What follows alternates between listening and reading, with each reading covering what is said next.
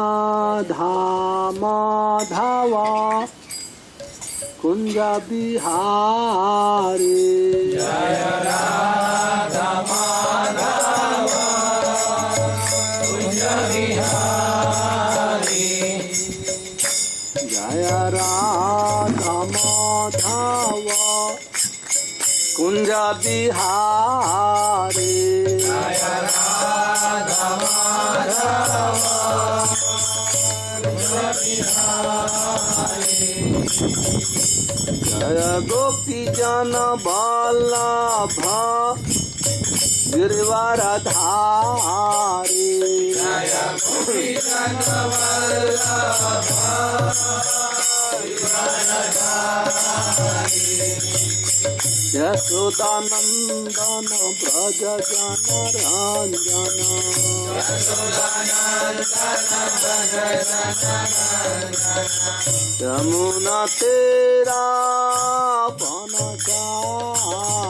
बनचारी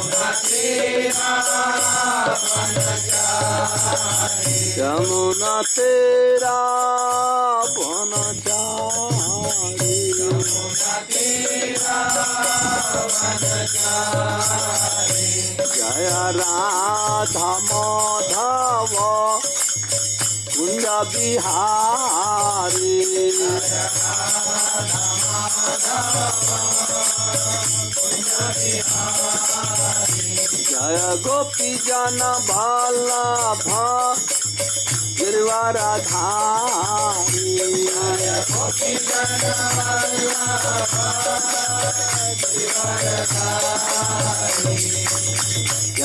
यशोदानंदन ब्रज जन रंजन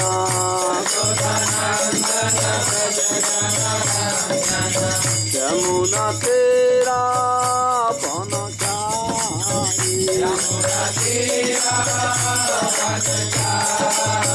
यमुना तेरा बनचारी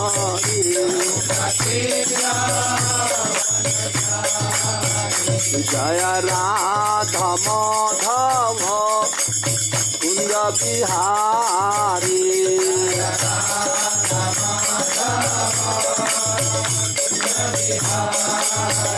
जय गोपी जन वल्लभ गिरिवरधारी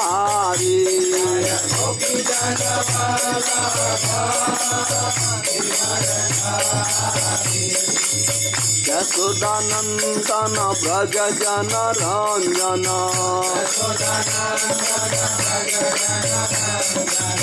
यमुना तेरा बनचारी यमुना तेरा बनचारी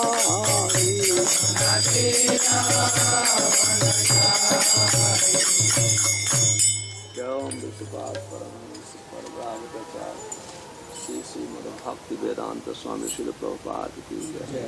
ग्रंथराज श्री श्रीमद् भगवद गीता की जय। भक्ति वेदांत तात्पर्य की जय। पिताई गौर परमानंद। All glories to assembled devotees, all glories, all glories, all glories.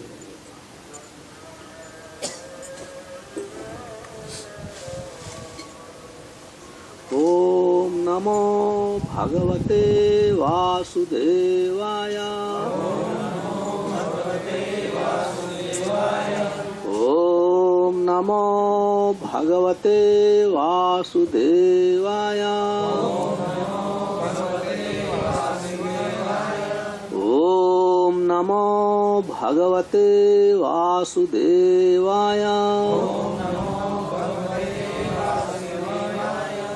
Shrimad Bhagavad Gita यथारूप अध्याय 4 श्लोक संख्या 11 दिव्य ज्ञान। कृपया हमारे पीछे दोहराने का कष्ट करें।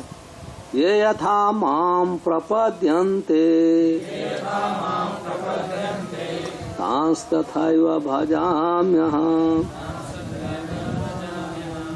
मम वर्तमानुवर्तन्ते मनुष्या पार्थ सर्वशः।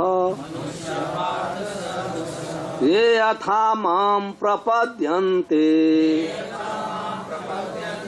तांस्तथैव भजाम्यहम् मम वर्तमान वर्तन्ते मनुष्या पार्थ सर्वशः। अनुवाद इस प्रकार से है, हमारे पीछे दोहराने का कष्ट करें। जिस भाव से सारे लोग मेरी शरण ग्रहण करते हैं, उसी के अनुरूप मैं उन्हें फल देता हूँ। हे पार्थ, प्रत्येक व्यक्ति सभी प्रकार से मेरे पथ का अनुगमन करता है। तात्पर्य श्री भक्ति वेदांत स्वामी श्रील प्रभुपाद की जय। प्रत्येक व्यक्ति कृष्ण को उनके विभिन्न स्वरूपों में खोज रहा है। भगवान श्री कृष्ण को अंशतः उनके निर्विशेष ब्रह्म ज्योति तेज में तथा प्रत्येक वस्तु के कण कण में रहने वाले सर्वव्यापी परमात्मा के रूप में अनुभव किया जाता है। लेकिन कृष्ण का पूर्ण साक्षात्कार तो उनके शुद्ध भक्त ही कर पाते हैं। फलतः कृष्ण प्रत्येक व्यक्ति की अनुभूति के विषय हैं और इस तरह कोई भी और सभी अपनी अपनी इच्छा के अनुसार तुष्ट होते हैं। दिव्य जगत में भी कृष्ण अपने शुद्ध भक्तों के साथ दिव्य भाव से विनिमय करते हैं। जिस तरह की भक्त उन्हें चाहता है, कोई एक भक्त कृष्ण को परम स्वामी के रूप में चाहता है, दूसरा अपने सखा के रूप में, तीसरा अपने पुत्र के रूप में और चौथा अपने प्रेमी के रूप में। कृष्ण सभी भक्तों को समान रूप से उनके प्रेम की प्रगाढ़ता के अनुसार फल देते हैं। भौतिक जगत में भी ऐसी ही विनिमय की अनुभूतियां होती हैं और वे विभिन्न प्रकार के भक्तों के अनुसार भगवान द्वारा समभाव से विनिमय की जाती हैं। शुद्ध भक्त यहाँ पर और दिव्य धाम में भी कृष्ण का सानिध्य प्राप्त करते हैं और भगवान की साकार सेवा करते हैं। इस तरह वे उनकी प्रेमा भक्ति का दिव्य आनंद प्राप्त करते हैं। किंतु जो निर्विशेषवादी हैं और जो जीवात्मा के अस्तित्व को मिटाकर आध्यात्मिक आत्मघात करना चाहते हैं, कृष्ण उनको भी अपने तेज में लीन करके उनकी सहायता करते हैं। ऐसे निर्विशेषवादी सच्चिदानंद भगवान को स्वीकार नहीं करते। फलतः वे अपने व्यक्तित्व को मिटाकर भगवान की दिव्य सगुण भक्ति के आनंद को प्राप्त नहीं करते। उनमें कुछ जो निर्विशेष सत्ता में दृढ़ता पूर्वक स्थिर नहीं हो पाते, वे अपने कार्य करने की सुप्त इच्छाओं को प्रदर्शित करने के लिए इस भौतिक क्षेत्र में वापस आते हैं। उन्हें वैकुंठ लोक में प्रवेश करने नहीं दिया जाता, किंतु उन्हें भौतिक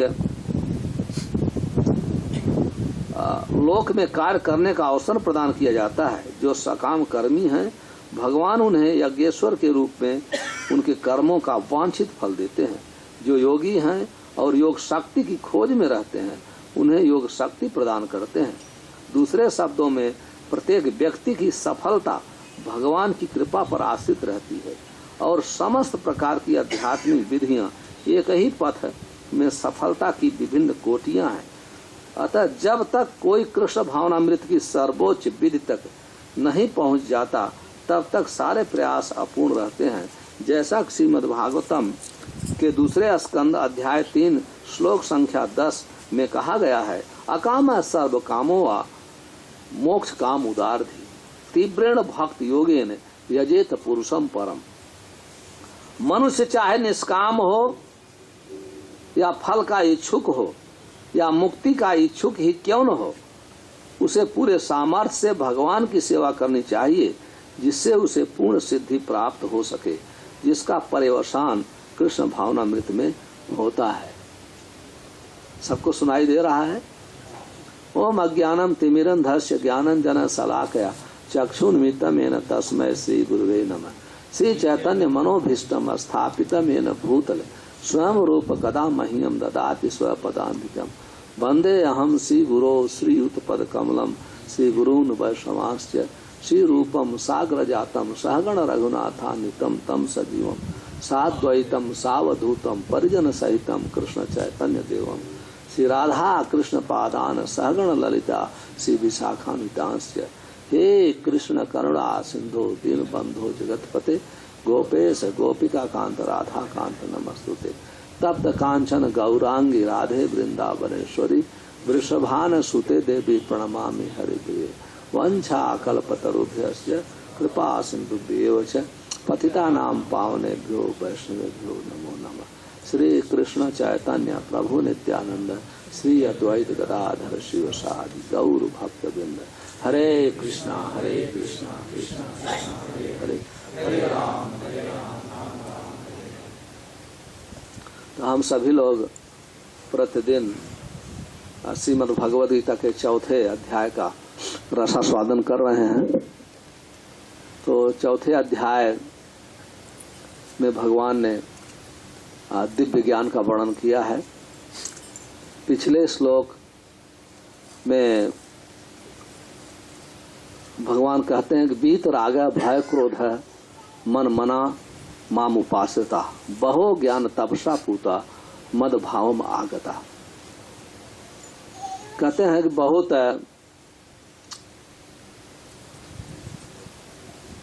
भक्त मेरी भक्ति करके इस संसार में आसक्ति भय और क्रोध से मुक्त होकर के मुझसे प्रेम पवित्र होकर मुझसे प्रेम प्राप्त हुए किए हैं। ऐसा नहीं कि जब भगवान अवतार लिए थे उस समय दूसरे कल्पों में भी भूतकाल में लोग इस प्रकार से हमारे प्रेम को प्राप्त किए हैं। तो कोई प्रश्न कर सकता है कि जो आपके एकांतिक भक्त हैं जो हमेशा आपके जन्म और कर्म का श्रवण कीर्तन मनन ध्यान करते रहते हैं, वो तो स्वाभाविक रूप से आपसे प्रेम प्राप्त कर सकते हैं। लेकिन बहुत लोग जो ऐसे हैं जो ज्ञानी हैं, योगी हैं और कर्मी भी हैं, सभी लोग आपके प्रति आकर्षित हैं। तो उनकी क्या गति होती है, उनका फल क्या मिलता है? क्योंकि अंततः भगवान ही आकर्षण के केंद्र हैं। इस संसार में हम देखते हैं हजारों प्रकार का आकर्षण है, असंख्य आकर्षण है। हर व्यक्ति कहीं न कहीं आकर्षित है। लेकिन जब हम देखते हैं कि जब वही व्यक्ति कहीं, चाहे कोई व्यक्ति बहुत सुंदरता में आकर्षण है, कोई व्यक्ति किसी के गुणों से आकर्षित है, कोई व्यक्ति किसी की सूरता और वीरता से आकर्षित है, कोई व्यक्ति ज्ञान के प्रति आकर्षित होता है। यहाँ आकर्षण के बहुत विषय हैं। लेकिन जब व्यक्ति भगवान कृष्ण के विषय में सुनता है तो संपूर्ण आकर्षण से वो मुक्त हो जाता है, संपूर्ण आकर्षण से मुक्त हो जाता है। क्यों? कि वास्तव में हर जीव केवल भगवान की ही खोज में लगा है। कोई व्यक्ति जब तक भगवत प्राप्ति नहीं कर लेगा, कोई भी जीव, वो कहीं न कहीं वो आकर्षित रहेगा। और जब हम भगवान के प्रति आकर्षित होते हैं तो हमारा संपूर्ण आकर्षण फीका पड़ जाता है। तो अभी कोई प्रश्न कर सकता है कि अगर परोक्ष रूप से प्रत्यक्ष रूप से डायरेक्ट इनडायरेक्ट सब भगवान कृष्ण के प्रति आकर्षित हैं तो सबको फल तो एक ही मिलना चाहिए। ज्ञानी भी कृष्ण के प्रति आकर्षित हैं, योगी भी कृष्ण के प्रति आकर्षित हैं, कर्मी भी कृष्ण के प्रति आकर्षित हैं। तो भक्त का तो आकर्षण स्वाभाविक है। तो सबको एक ही फल है, उनकी क्या गति होती है? तो इसके उत्तर में भगवान कहते हैं ये यथा माम प्रपद्यन्ते तांस तथैव भजाम्यहम्। मम वर्तमान वर्तन्ते मनुष्या पार्थ सर्वशः। कहते हैं ये यथा माम प्रपद्यन्ते, जिस भाव से सारे लोग मेरी शरण ग्रहण करते हैं उनके भाव के अनुरूप मैं उसे फल प्रदान करता हूं। इस संसार में फल प्रदान करने वाले केवल भगवान कृष्ण हैं, दूसरा कोई फल प्रदान नहीं कर सकता है। हम अगर आने वाले श्लोक में कल चर्चा करेंगे विस्तार रूप में इसकी।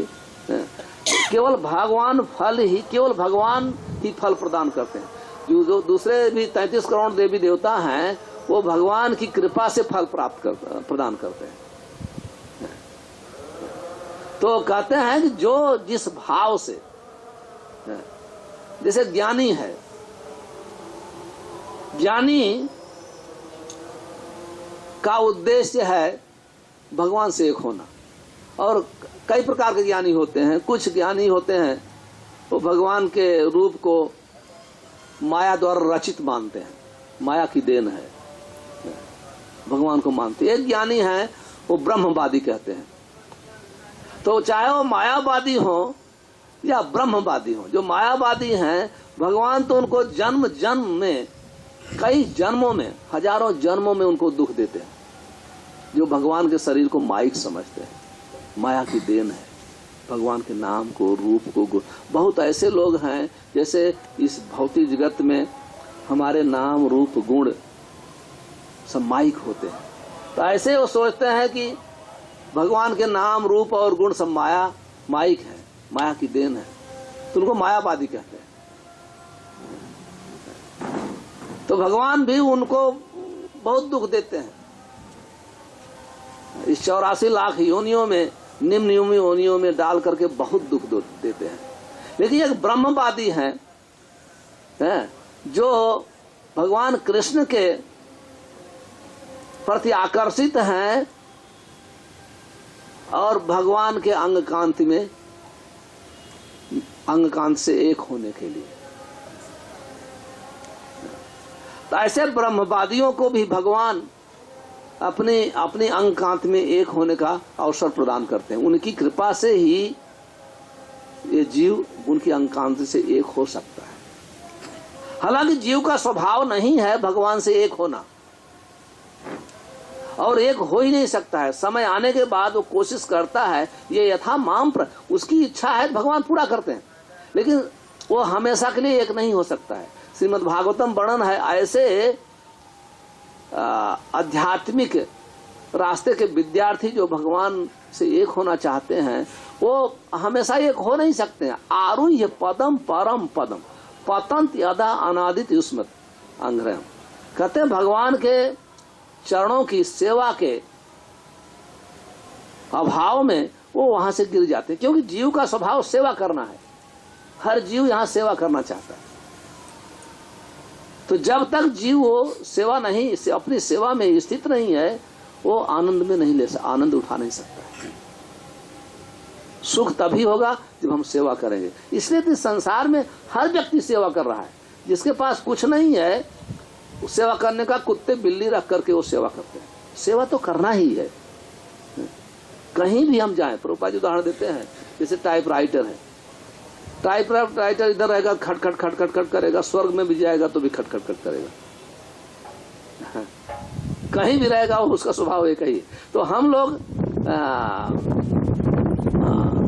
का स्वभाव है, जीव का स्वभाव है सेवा करना। जीवेर स्वरूप है कृष्णेर नित्यता।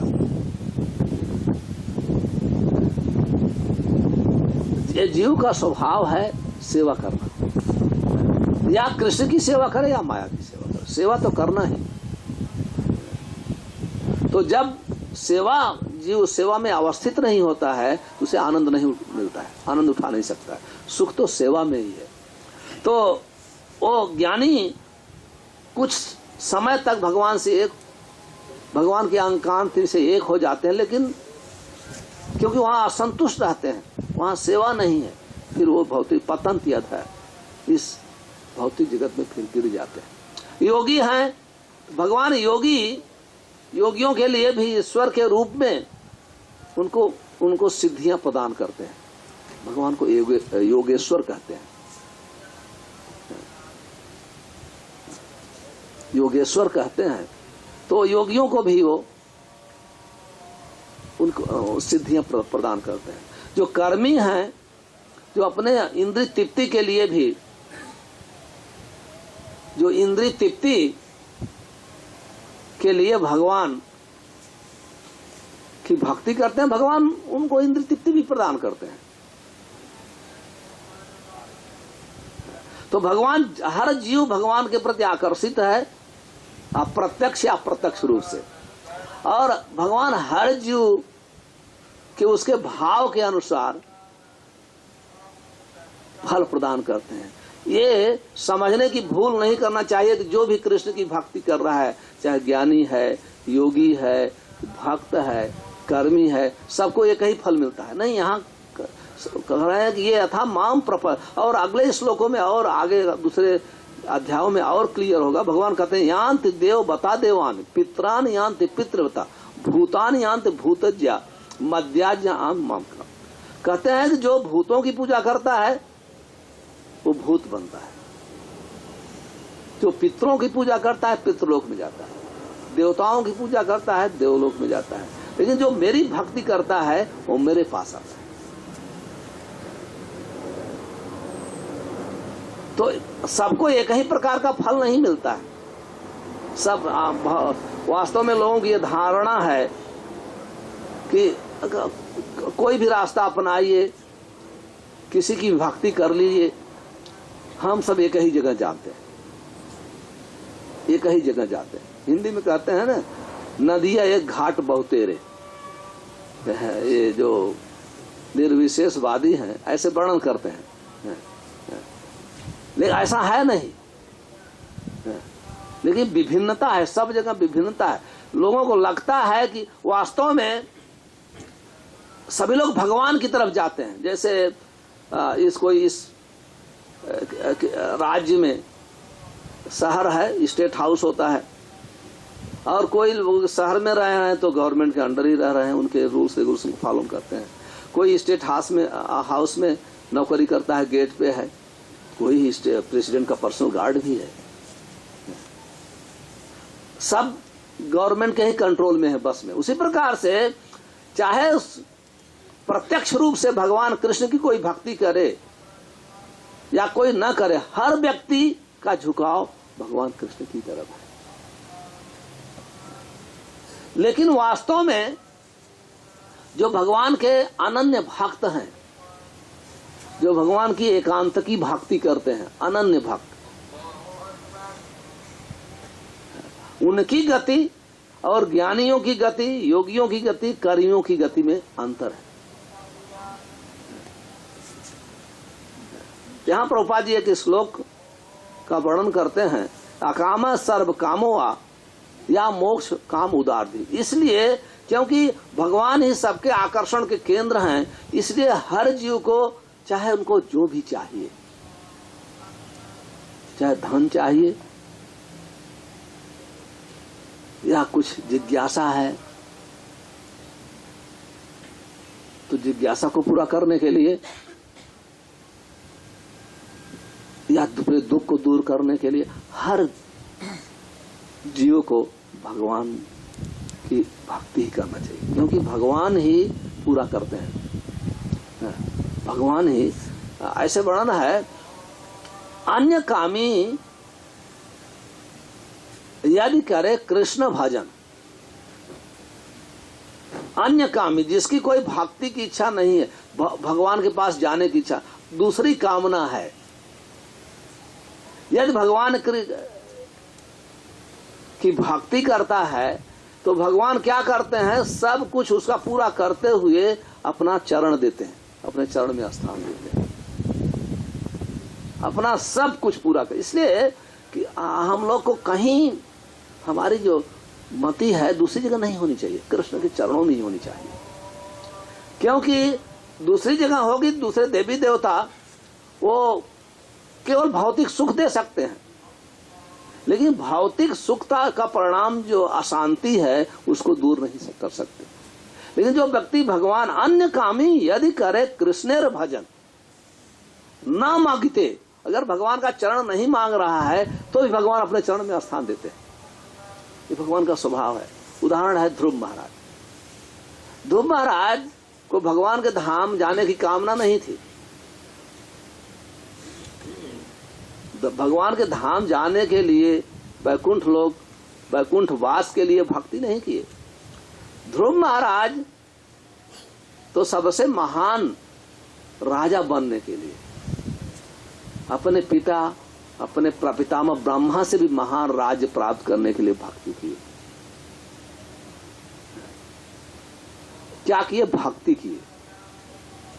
लेकिन ये भौतिक जगत में हम लोग हर चीज तो चाहते हैं और कभी भगवान के प्रति आकर्षित भी होते हैं, पर भक्ति नहीं करते हैं।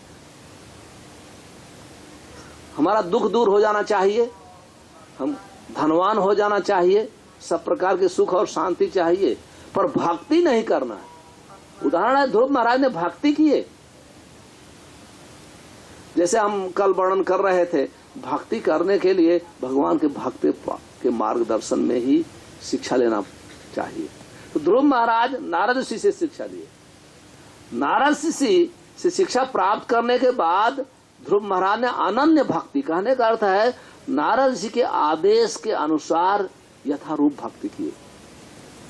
आप भागवतम पढ़ सकते हैं, बहुत कठिन तपस्या किए और कठिन तपस्या के परिणाम स्वरूप वो 6 महीने में भगवत प्राप्ति कर ली। तो जब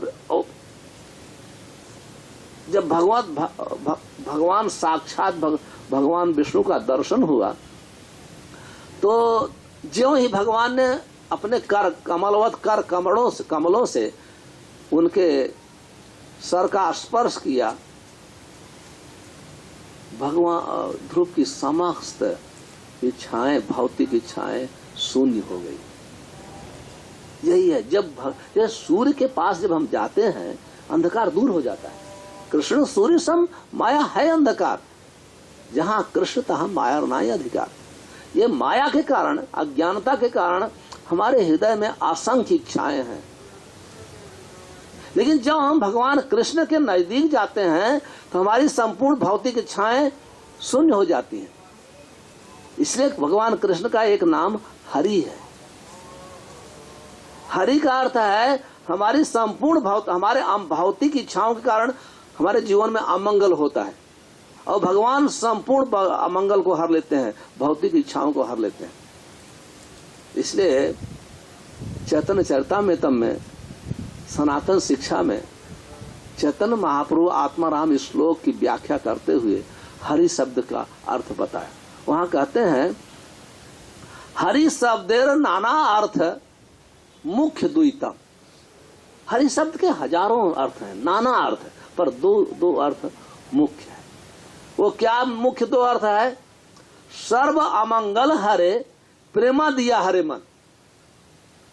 कहते हैं जो भगवान हरि हैं, कृष्ण है, उनका एक नाम हरि है, क्योंकि वो सबसे पहले हर व्यक्ति का अमंगल हर लेते हैं। जैसे मैं बताया, भौतिक इच्छाओं के कारण, भौतिक वासनाओं के कारण हमारा जीवन अमंगलमय हो जाता है।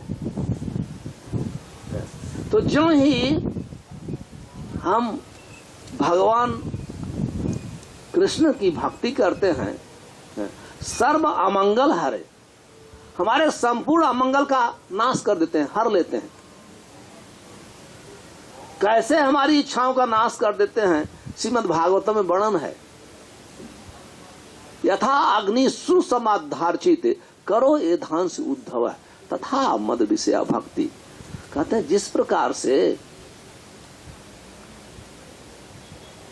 हिमालय पहाड़ जैसे घास फूस को हमारी भक्ति जला कर राख कर देती है, उसी प्रकार से मेरी भक्ति जो है जीव की संपूर्ण वासनाओं के, पापपूर्ण वासनाओं को जला के राख कर देती है। जब जीव संपूर्ण वासनाओं से मुक्त हो जाता है तो प्रेमा दिए हरे मन, भगवान अपनी प्रेम पूर्ण भक्ति दे करके जीव के मन को हर लेते हैं।